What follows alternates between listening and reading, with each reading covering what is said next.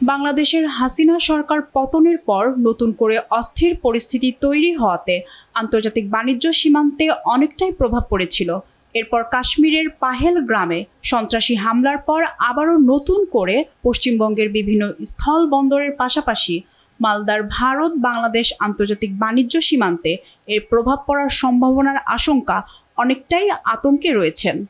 যে জঙ্গি হামলা হয়েছে সেটা সার্বিকভাবে আমরা খুব মর্মাহত।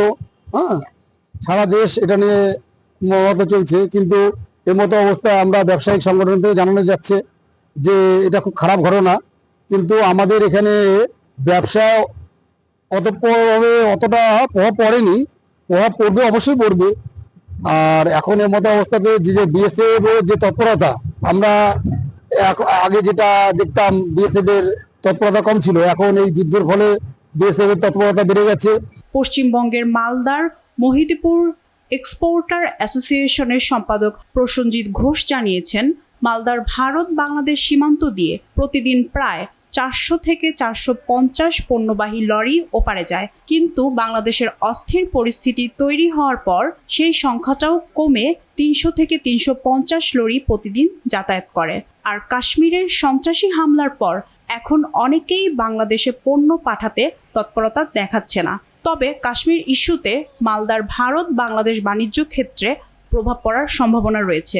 তবে আমরা চাই বৈদেশিক মুদ্রা আমদানির ক্ষেত্রে যাতে সরকারের কোনো ক্ষতি না হয় সেদিকেও বিশেষ গুরুত্ব দেওয়া হোক। এইরকম যদি গন্ডগোল থাকে, মানুষের মধ্যে তো একটা ভীতি থাকবেই।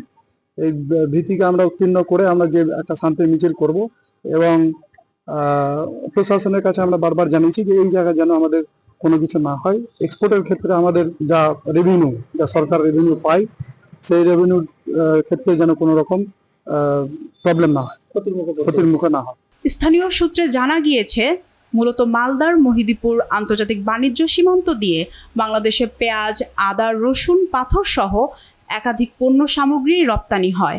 এছাড়াও বিভিন্ন সিরামিক আইটেম বিগত দিনে রপ্তানি হতো। মহিদপুরের এক রপ্তানিকারক বলেন, বাংলাদেশের পরিস্থিতির পর বিএসএফ এর বাড়তি নজরদারি তো ছিলই, এবারে কাশ্মীর ইস্যুতে আরও কড়াকড়ি শুরু হয়েছে সীমান্তে। কাশ্মীর ইস্যুতে বাণিজ্যে ব্যাপক প্রভাব পড়তে পারে, এখন থেকে সেই আশঙ্কা করছি।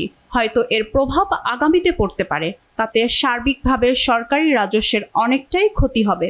সীমান্ত এলাকার মানুষ একটু তো আপনার আতঙ্কে থাকবেই।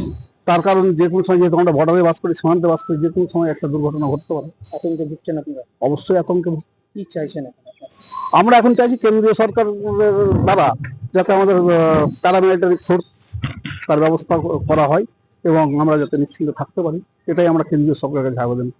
ব্যবসা ক্ষেত্রে বর্ডারে যদি যুদ্ধ লেগে যায় তাহলে হতেও পারে ভবিষ্যতে, কিন্তু এখন পর্যন্ত আমাদের সেরকম কিছু হয়নি। কি চাইছেন আপনারা? আমাদের ব্যবসা যেন চলে, ভালো অগ্রসর যেন হতে পারে।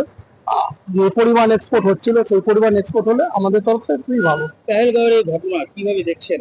আমি খুব এটাকে মর্মান্তিক এবং দুঃখজনক, এই বেদনাজনক কথাটা বলতে নিজেকে কান্না পাচ্ছে, কিন্তু কিছু করার নাই। যেটা হয়ে গেছে সেটাকে নিয়ে তো আমরা ফেরত আর পাবো না, চেষ্টা করবো আর পরবর্তীতে কিছু যেন না হয়। মহিদপুর সিএনএফ এজেন্ট ওয়েলফেয়ার অ্যাসোসিয়েশনের সম্পাদক তাপস কুণ্ডু বলেন, কাশ্মীরের ঘটনায় আমরা সকলেই দুঃখ প্রকাশ করছি।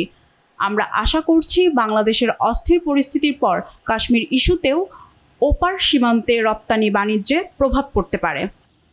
SATV digital.